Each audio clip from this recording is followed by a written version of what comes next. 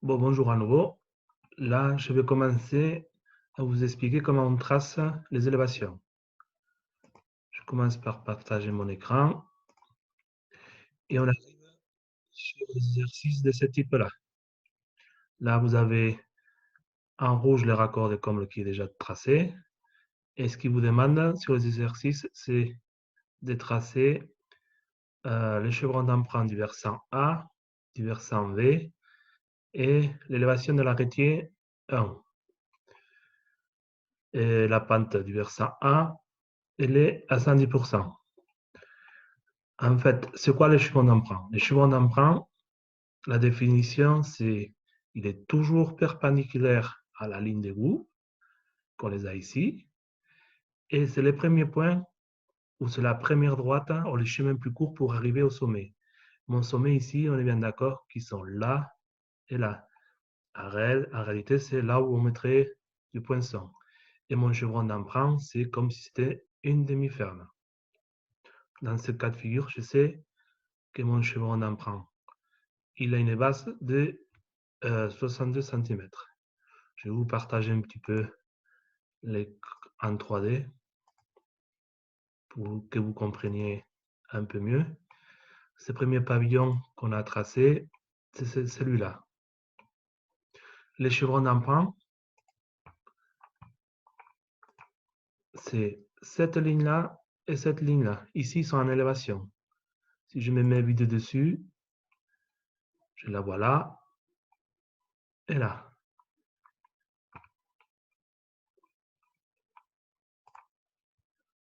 Les sommets, ici, le point plus haut.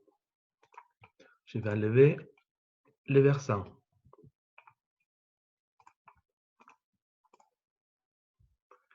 Faites mon chevron d'emprunt, c'est les triangles en bleu. De l'autre côté, pareil.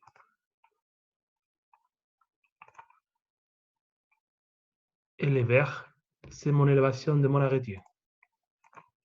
Du coup, vide dessus, chemin d'emprunt perpendiculaire à la ligne d'égout et chemin plus court pour arriver au sommet. Sur vos cours, il vous parle des lignes charnières. La ligne charnière, c'est la ligne de trave, c'est cette ligne-là. Par rapport à ça, je peux coucher d'un côté ou de l'autre. La même fonction qu'une ligne charnière. Et moi, ce que je vais dessiner sur mon dessin à la planche à dessin, c'est en fait cette élévation-là à plat. Là, il a une élévation. Et moi, comme je vais la dessiner sur ma planche à dessin, elle est là. La ligne de trave, ça c'est quoi? Ça c'est en fait, c'est mon lati ou le dessus chevron. Et c'est ça, c'est la ligne d'axe.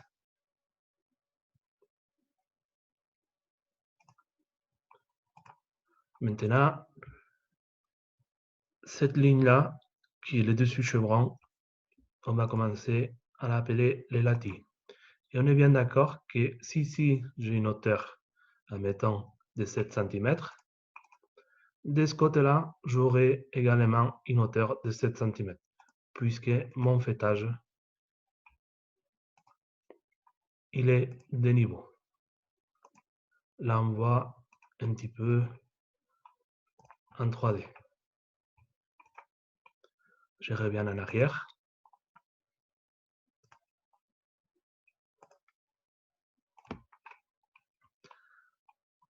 Du coup, je retourne sur mon exercice.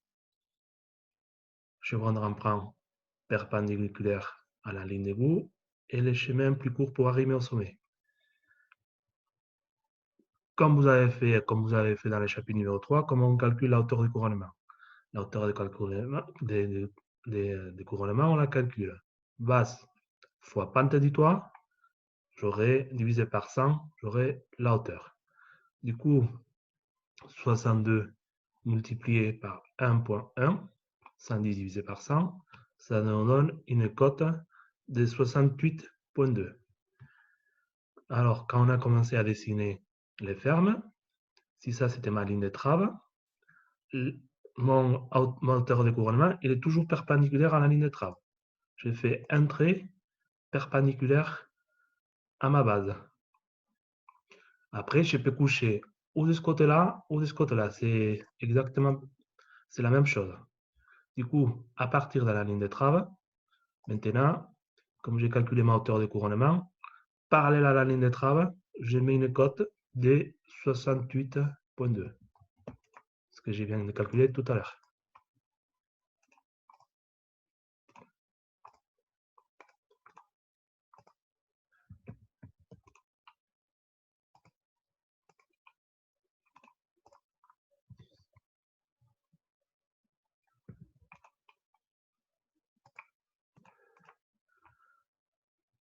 Je dessine de ce côté-là, mais je peux dessiner de ce côté-là également. Et là, je pourrais créer mon triangle. Ou bien de ce côté,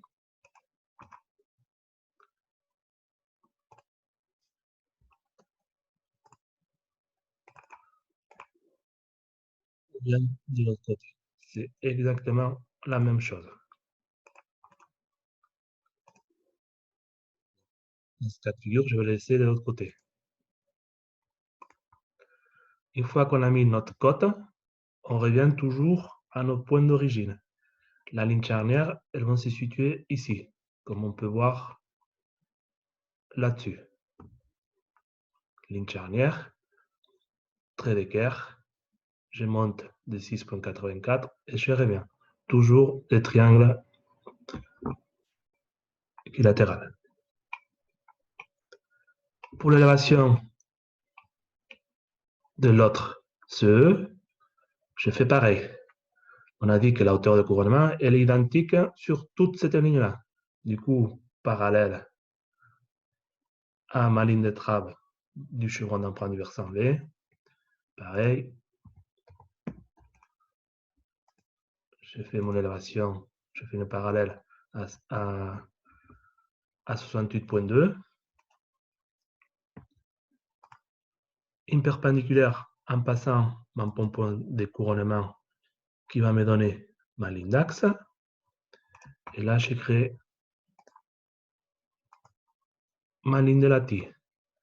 Mon CE, il est ici.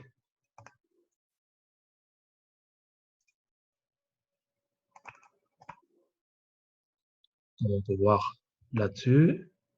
Ouais, ici, je l'ai couché de l'autre côté, mais ça n'a pas d'importance. Ligne de trave, ou comme dans vos cours, il appelle ligne charnière, parce que je peux la coucher d'un côté que de l'autre. Celle-ci, c'est la ligne du lati, et ça, c'est la ligne d'axe. La ligne d'axe, on voit bien qu'elle est perpendiculaire à ma ligne de trave. Et pour dessiner le dernier, l'élévation de l'arrêtier,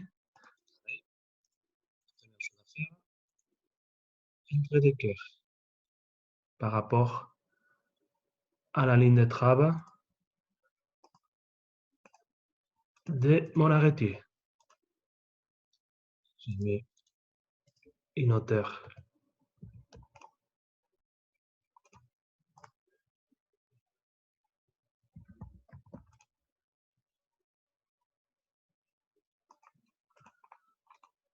identique à celle-ci.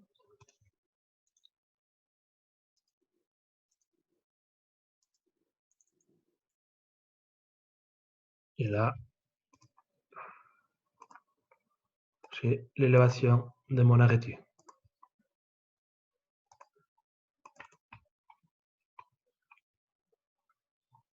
À la fin, mon résultat, c'est celui-là. Ligne de trave de mon arrêtier, ligne charnière, une perpendiculaire à la ligne de trave me donne la ligne d'axe, et ici, j'ai le lati de l'arrêtier. Cette cote-là, il est identique à celui-là, et il est identique à celui-là. Et là, voilà. Une fois que j'ai fini celui-là, ensuite, j'ai ce dessin ici.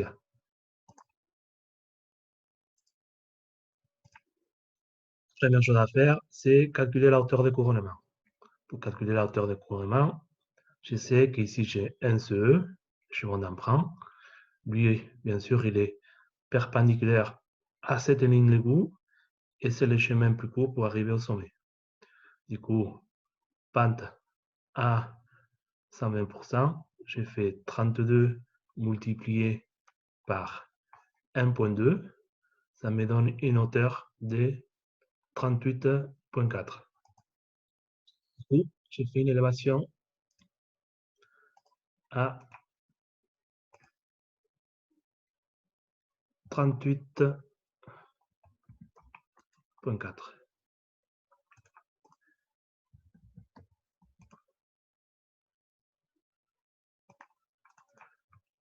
Là, j'ai l'élévation de mon petit chevron d'emprunt. Je dessine en bleu.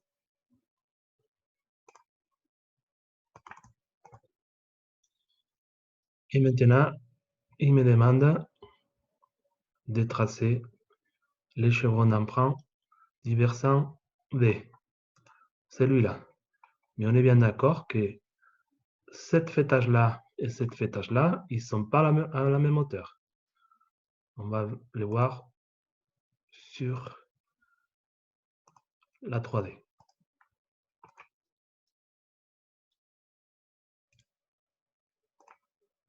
Moi, je viens de dessiner cette chevron d'emprunt qui est ici. Et on voit bien que cette fêtage-là et celui-là, ils ne sont pas à la même hauteur. Et moi, ils me disent de dessiner cette chevron d'emprunt qui est ici. Là. Celui-là.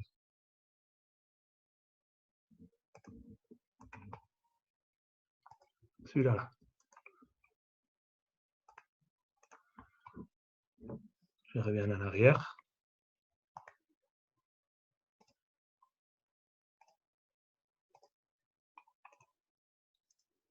Et sur cette versant-là, le versant B, on a 1, 2 et 3 points d'auteur. Du coup, je vais avoir 3 chevrons d'emprunt. Un qui est ici, qui est plus haut que ces deux-là. Du coup, là, un premier chevron d'emprunt, un deuxième, un troisième. Je sais que sur cette droite-là, ou cette fêtage-là, la hauteur de couronnement, elle est de 38,4.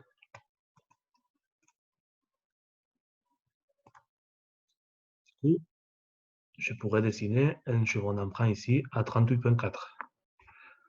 Si ça, c'est ma base, je fais une parallèle à 38,4 par rapport à ma ligne de trave. Je vais la faire plutôt de l'autre côté.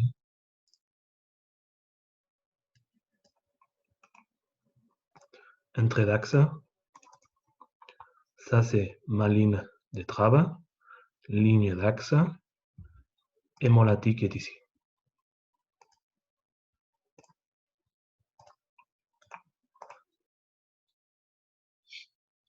Du coup, là, je viens de créer cette CE.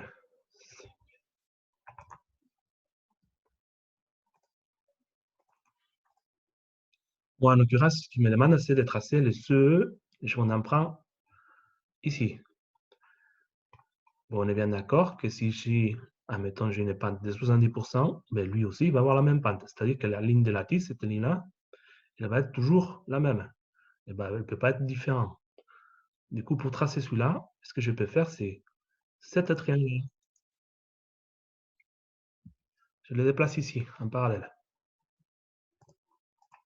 Et cette ligne-là, la ligne de lattice, je la prolonge. Là, j'ai mon CE jusqu'à là, qui arrive jusqu'à là. Mais comme la base elle est plus importante, j'ai fait un deuxième trait d'éclair et j'ai créé mon CE ici. Je mets automatiquement la hauteur pour cette CE. Je reviens en arrière en 3D pour que vous puissiez le voir.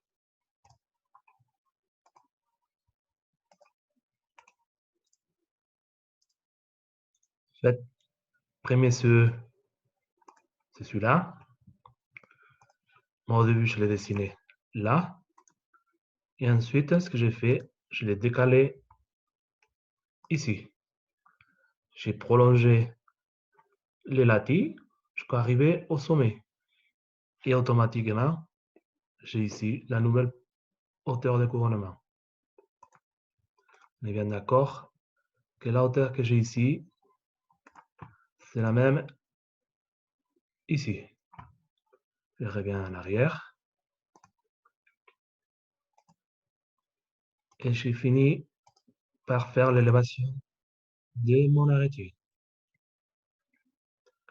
Arrêtier numéro 2. Bon, lui, c'est un arrêtier tronqué. La première chose que je vais faire, c'est... je vais effacer les autres traits. Première chose que je vais faire, c'est les prolonger. On avait vu tout à l'heure, quand on a fait les raccords de comble à quanti différents, que un raccord, c'est toujours, ça vient toujours de l'intersection de deux lignes d'égout. Là, l'intersection de cette ligne d'égout et celui-là me donne mon arrêtier. À ces points-là, ici, je sais que j'ai cette hauteur-là. Ça, cet arrêtier-là, c'est la ligne de trappe de mon arrêtier. Je trace une perpendiculaire ici. Et parallèle à la ligne de trappe, je mets une hauteur de 38,4. La hauteur de couronnement qu'on a calculée tout à l'heure. Là, je dessine mon latis d'arrêtier.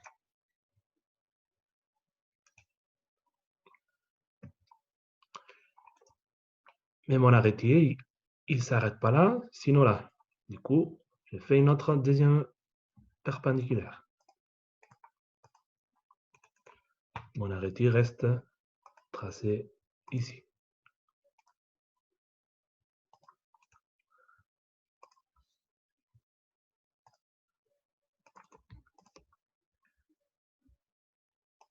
Et l'élévation de cet arrêtier, il est ici là. Du coup, la hauteur de couronnement ici,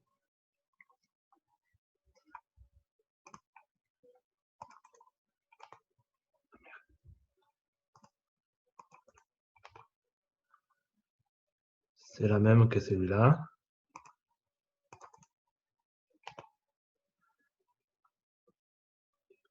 La même que celui-là. Et la hauteur que j'ai ici,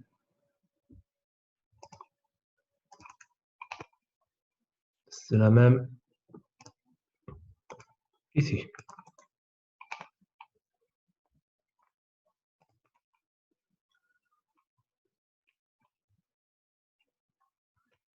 Voilà mon dessin une fois fini. En 3D, ça donne ça.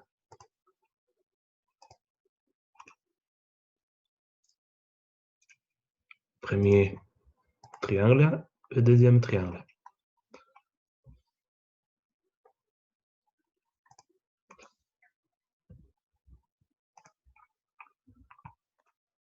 Voilà mon raccord de comble. Pour mes élévations, pardon.